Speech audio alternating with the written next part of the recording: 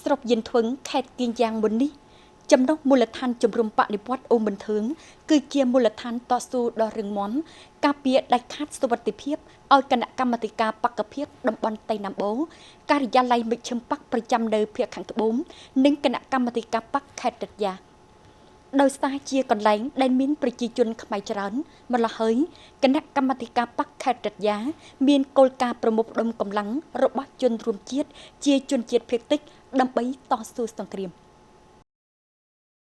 ឆ្នាំ1968គណៈចលនាខ្មែរគណៈកម្មាធិការបកខេត្តរតយ៉ាមានគោលការណ៍បង្កើតសមាគមប្រសង់សាមគ្គីស្នេហាជាតិខេត្តគៀងយ៉ាង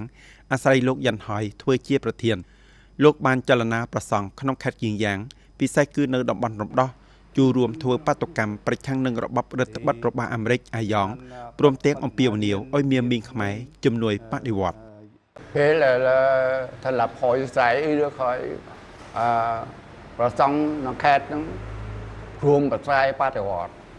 រួមប្រស្រ័យវត្តណាក៏មានប្រសង់ធ្វើការកម្មាវិបាលលោកហើយដឹកនាំមកប្រសង់ឲ្យធ្វើបដិវត្តសមាគមប្រសង់សាមគ្គីស្នេហាជាតិបានបង្កើតរណសេរីថ្មីមានមីងនិងប្រសង់ខ្មែរបានក្រោកឈរឡើងជួបរួមតស៊ូតតាំងផ្ទាល់ជាមួយខ្មាំងអស់ពីការធ្វើបាតុកម្មនេះដល់ធ្វើបាតុកម្មផ្សេងទៀតបានធ្វើឲ្យសត្រូវភ័យខ្លាចរឿងថ្ងៃបាតកម្មនេះលោកសង្ឃយើងមកផាក់ពោះផលខ្លាំងដោយសារតែខ្មាំងវិជិះចិនហើយលើវត្តហួសមកបែបប្រមាណមានទាំងបាញ់សម្រាប់លោកទៀតដែលហេតុហ្នឹងហើយ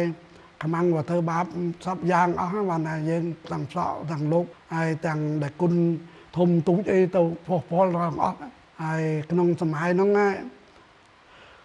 ធ្វើបាបយើងខ្លាំងណាស់ធ្វើបាបខ្លាំងកាលណាយើងក៏បោះបោខ្លាំងកាលនោះចំណុចកក់ក្ដៅបំផុតគឺការធ្វើបាតុកម្មឆ្នាំ1974ប្រឆាំងជាមួយរដ្ឋអំណាចរបស់ងៀងវ៉ាងធីវដែលចាប់សឹកប្រសង់ទៅធ្វើទាហានជួបរួមតស៊ូប្រឆាំងនឹងជនរួមជាតិរបស់ខ្លួនវិញប្រសង់ក្នុងខេត្តបានទៅធ្វើបាតុកម្មទាមទារលុបចោលច្បាប់មិនសមហេតុផលខាងលើដូច្នេះមានកម្លាំងព្រះសង្ឃនិងពុទ្ធបរិស័ទយើងនឹងមានជាង2000នាក់ចាប់ដើមពីប្រភពពីវត្តខ្លាងចេញទៅសណ្ដោទៅក្រុងមុនសយើងនេះណោហើយក្នុងកងបាតកម្មនោះthìមានព្រះសង្ឃ4អង្គ